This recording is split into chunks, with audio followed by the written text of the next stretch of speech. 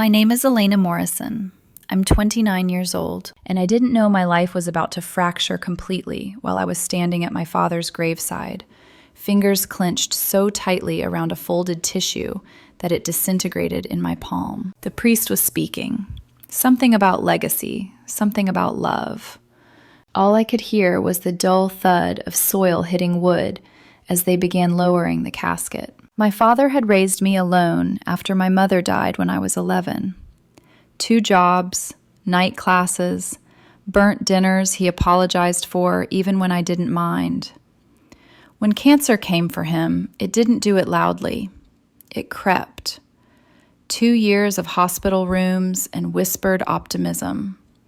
2 years of watching the strongest man I knew slowly disappear. Friday was supposed to be the end of that suffering. Instead, it was the beginning of something else. My phone buzzed at 2:17 p.m. I shouldn't have looked. I don't know why I did. Evan. Hey, babe.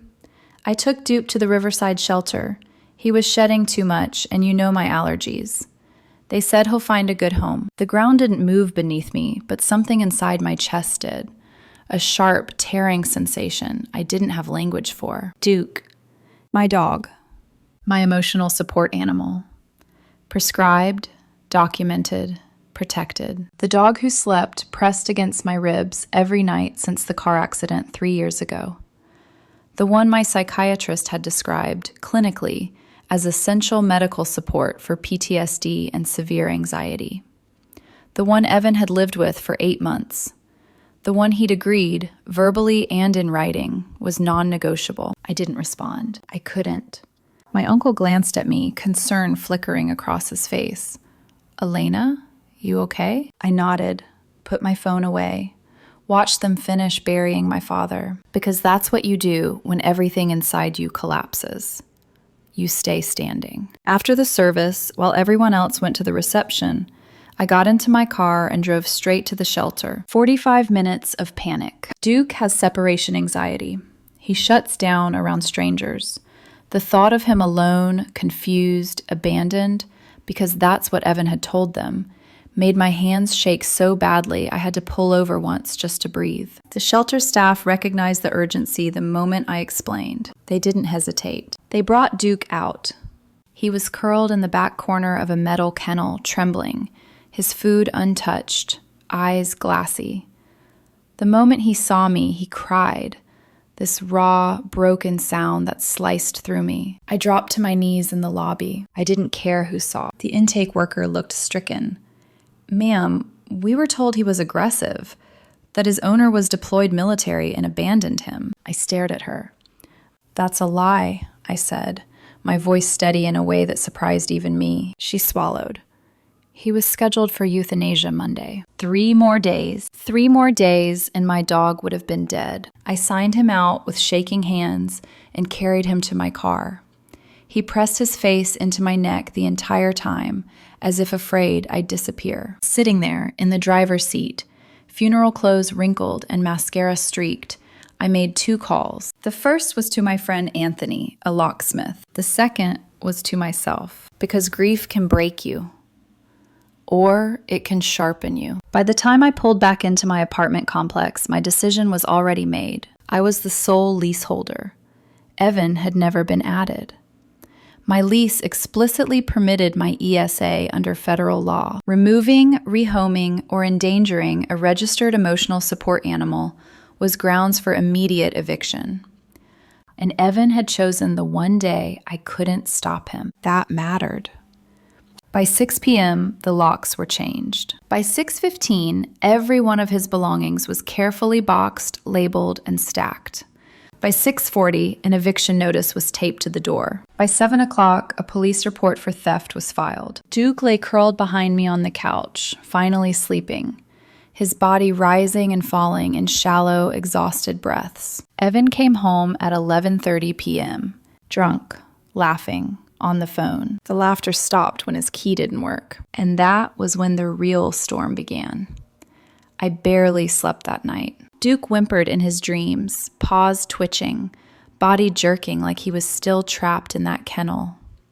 Every sound outside the apartment made me sit up, heart racing. Grief doesn't rest.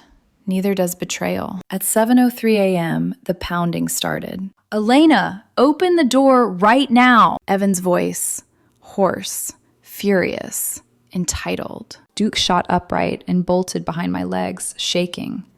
That alone told me everything I needed to know. I opened the door with the chains still on. "What the hell is wrong with you?" Evan shouted. "You can't just lock me out." "You gave away my medical equipment while I was at my father's funeral," I said calmly. "We're done." He scoffed. "Medical equipment? It's a dog, a dirty, shedding dog." "He's a registered emotional support animal," I replied. "You committed theft. Your eviction notice is on the door. Your things are packed. Take them and leave." He tried to shove the door open. I shut it. 10 minutes later, he called the police. 2 officers arrived. I handed them everything: Duke's ESA registration, my psychiatrist's letter, the lease showing I was the sole tenant, Evan's text message admitting to taking Duke to the shelter, and the shelter intake form with his signature and the word aggressive circled in red. The older officer's jaw tightened as he read. "You took her emotional support animal to a shelter while she was at a funeral?" he asked Evan. "It's just a dog." "It's medical equipment under federal law," the officer corrected. "You're lucky she's not pressing charges." "I am," I said quietly. Evan was escorted off the property. But he wasn't done. That afternoon, his mother showed up. Marianne Foster, perfect hair, pearl earrings, that tight smile that never quite reached her eyes. "Elena, sweetheart," she said, clasping her hands. "Evan is distraught. He made a mistake. He tried to have my dog killed while I was burying my father." "Oh, don't be dramatic," she said. "He just rehomed it." I pulled up the shelter's website and showed her Duke's intake photo. Aggressive. Euthanasia scheduled Monday. Her face drained of color. "He lied," I said, "to them. On purpose." For the first time, Marianne had nothing to say. Sunday morning, Evan shifted tactics. He went online. Posts about how I chose a dog over our relationship, about how he was homeless, about how I was emotionally unstable. My phone exploded. I posted once. No insults, no emotion, just facts. Screenshots, shelter paperwork, ESA documentation, time-stamped proof that he surrendered Duke 47 minutes after my father's funeral began. The comments turned fast. Even his friends were horrified. Monday, my landlord called. "Someone reported you for harboring a dangerous animal." I sent him everything. "Jesus Christ," he said. "She did this at your dad's funeral?" "She," I corrected. "He." Silence. Then, "He's banned from the property. I'm so sorry about your father." Tuesday morning, animal control knocked. Duke was asleep on his back, legs in the air, snoring. "That's the dangerous dog?" the officer asked, laughing. False report noted. Crime documented. Wednesday, I was served. Evan was suing me for illegal eviction and emotional distress. $10,000. I laughed out loud. I called my cousin, an attorney. "She took your ESA during your father's funeral?" he asked. "Yes." "Send me everything," he said. "I'll handle it. Pro bono. This is personal." By Thursday, Evan was the one in court. Criminal charges for theft of medical equipment and filing false reports. The judge was a veteran. He had a service dog, and he was furious. "You deliberately endangered protected medical equipment," the judge said, "during a funeral." Evan muttered, "It's just a dog." "Would you throw away someone's wheelchair because it shed?" the judge snapped. 6 months probation, fines, community service at animal shelters, mandatory counseling, restraining order. Then the shelter manager testified. Evan had signed documents claiming Duke was his dog. Fraud. A felony. When I left the courthouse, my legs finally gave out. Not from relief. From the delayed weight of everything I'd survived in under a week. That night, Duke slept with his head on my chest. And for the first time since my father died, I cried. By the time the shock wore off, the consequences were already moving faster than my grief could keep up with. Friday morning, I took Duke to the pet store. He deserved treats, extra ones. He trotted beside me, tail wagging cautiously, still a little jumpy around loud noises. Trauma doesn't disappear just because danger ends. It lingers. It learns new habits. That's when I ran into Evan's father. Robert Foster stood in the dog food aisle, staring at a bag like it had personally betrayed him. He looked older than I remembered, smaller. The kind of man who'd spent a lifetime cleaning up messes he didn't create. "Elena," he said quietly. I heard. I nodded. "At first, Marianne told me you kicked Evan out over nothing," he continued. "Then I saw the court records." I stayed silent. "She did this during your father's funeral," he said, voice breaking. "Christ, I'm so sorry about everything." Then he added something that explained far more than I wanted to know. He did something similar with his ex's cat years ago. Marianne helped him cover it up. A pattern.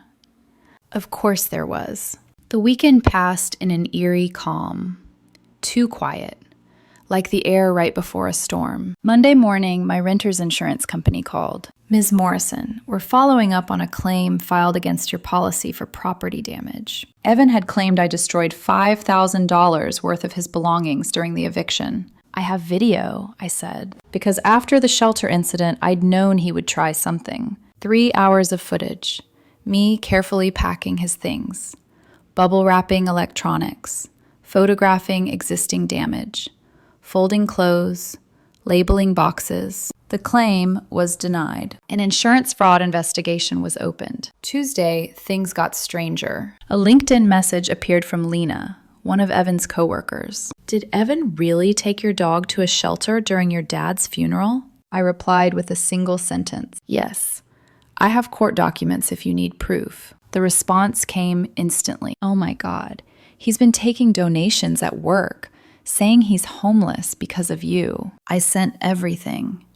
By Thursday, Evan was fired, not for lying about me, for soliciting money under false pretenses while facing felony fraud charges. His phone calls started that night. 67 missed calls. Voicemails cycling between sobbing apologies and rage-filled threats. Every single one saved. Friday. Karma arrived quietly. Evan couldn't find an apartment, an eviction, criminal charges, a restraining order. Unrentable. When landlords Googled his name, the first result was a local article. Local man charged with fraud after surrendering girlfriend's emotional support dog during funeral. The irony didn't escape me. Remember how he told the shelter Duke was aggressive? That's now officially documented. Citywide do not adopt list. When Evan tried to get his own emotional support animal, suddenly he believed in them. He was denied. The therapist he saw looked up his history, saw the charges, and refused to write the letter. Reported him for attempting to manipulate medical documentation. 3 weeks after the funeral, we faced each other again. Civil court. Evan looked hollow. Designer clothes replaced with wrinkled sweats. Confidence gone. Eyes darting. The kind of person who'd spent too long convincing himself he was the victim. My cousin didn't waste time. He laid out the timeline, the text message, the shelter paperwork, the euthanasia schedule, the fact that Evan surrendered Duke knowing I couldn't stop him. The judge leaned forward. "Mr. Foster," she said, "why that specific day?" Evan swallowed. "I knew she couldn't stop me during the funeral." The courtroom went still. "So you deliberately waited until she was burying her father to dispose of her emotional support animal?" the judge said slowly. "I didn't think—" "No," she interrupted, "you didn't." Judgment was swift. Lawsuit dismissed with prejudice. He owed me $2,500 for Duke's documented value, $3,000 for emotional distress, $5,000 punitive damages, all legal fees. Total, $14,500. He didn't have it. But my cousin smiled. "Wage garnishment," he explained later. "Every job he gets, 25% comes to you. For years." That night, someone unexpected reached out. Evan's ex. The one with the cat. "She told me he ran away," the message read. "Now I know the truth. He was filing charges, too." The walls were closing in. 6 weeks after the funeral, Duke and I are still healing. Grief comes in waves. Some days I can breathe, some days I can't. But Duke is always there, head on my lap, weight grounding me. Evan took a plea deal. 2 years probation, $10,000 in fines, 300 hours community service, banned from animal ownership for 5 years, felony record. His mother tried once more, showed up with a check. "This is for Duke," she said. "Can we move past this?" "Your son tried to kill my dog while I buried my father," I replied. "This wasn't a mistake. It was cruelty." She left the check. I donated it to the shelter that saved Duke. We moved. A better apartment, a yard, a doggy door. Sometimes Duke and I visit my dad's grave. He lies on the grass while I talk about justice, about healing, about choosing the ones who stay loyal when everything falls apart. Duke still sheds everywhere, still scared of butterflies, still the best boy, and I'd choose him again every single time. 6 weeks after my father's funeral, the world finally slowed down enough for the consequences to settle. Not emotionally, legally. Those kept coming. Monday morning started with another phone call. This time from my insurance adjuster. "Ms. Morrison," she said carefully, "we've concluded our investigation. Evan's renter's insurance claim wasn't just denied, it had escalated. He'd submitted altered photos, inflated valuations, claimed items that were clearly documented as undamaged in my videos. Insurance fraud, another charge added to the growing list." When I hung up, I didn't feel triumph. I felt tired. The kind of tired that comes when you've been surviving on adrenaline for weeks and suddenly realize you're safe, but exhausted. Duke patted over and rested his head on my knee, grounding me, always grounding me. 2 days later, Amy, one of Evan's former friends, reached out. "Elena, I thought you should know," she said hesitantly. "He can't find anywhere to live." I already knew why. Eviction record, criminal charges, restraining order. But there was more. Apparently landlords had started Googling him. The article had been shared, screenshotted, archived. "Man charged after surrendering girlfriend's emotional support dog during father's funeral. The internet never forgets." Amy continued. "He tried to apply for a studio across town. They told him no pets allowed." I almost laughed. Not because it was funny, but because of the irony. The shelter report labeling Duke as aggressive had consequences Evan hadn't considered. He was now flagged across the city's animal welfare system. Do not adopt list. When Evan tried to get his own emotional support animal, suddenly discovering empathy for the concept, he was denied. The therapist he saw looked up his history, saw the fraud, saw the charges. She refused to write the letter. Reported him for attempting to manipulate medical documentation. The system he mocked had teeth. 3 weeks after civil court, wage garnishment paperwork went through. My cousin explained it over coffee. "Every job he gets," he said, stirring his drink, 25% of his paycheck comes to you, automatically, for years if necessary. I nodded. Not satisfaction. Closure. That same week, something unexpected happened. Evan's ex, the one with the cat, followed through, filed charges. Turns out the cat hadn't run away. He'd been surrendered. Quietly. Permanently. Purebred. Valued at $3,000. Pattern established. The prosecutor was very interested. Between the fraud charges, theft of medical equipment, false reporting, insurance fraud, and now a second animal theft case, Evan's plea deal suddenly didn't look so generous anymore. 2 years probation became stricter. Monthly reporting, travel restrictions, mandatory counseling, and the ban from animal ownership was extended. 5 years minimum. The next time I heard from Evan directly was through a voicemail. He sounded broken. "I didn't think it would go this far," he whispered. I didn't think you'd fight back." That sentence stayed with me because it explained everything. He hadn't expected resistance. He'd expected silence. He'd expected grief to paralyze me. He'd expected to win. I deleted the voicemail, sent it to my lawyer, blocked the number. That door was closed. A week later, Marianne showed up again. No pearls this time, no perfect hair, just a woman who looked like she'd finally run out of excuses. She held out a check, $2,000. This is for Duke, she said quietly. Can we just move past this? I looked at the check, then at her. Your son waited until I was burying my father to try to dispose of my dog, I said evenly. That wasn't a mistake. That was calculated cruelty. She flinched. I'm sorry, she whispered. I know, I said, but that doesn't undo it. She left the check on the table. I donated every dollar to the shelter that saved Duke. A month later, they called me. The story had gone viral. Donations poured in. More than $50,000. They renamed the medical recovery ward Duke's Den. The first time we visited, Duke froze at the entrance. Then, slowly, he walked in, tail low, curious. A volunteer knelt beside him. You're the brave one, huh? Duke licked her hand. Sometimes healing looks like that. Quiet, unremarkable, profound. We moved into a new apartment. Better light, a small yard, a doggy door. I used part of the settlement money for the deposit.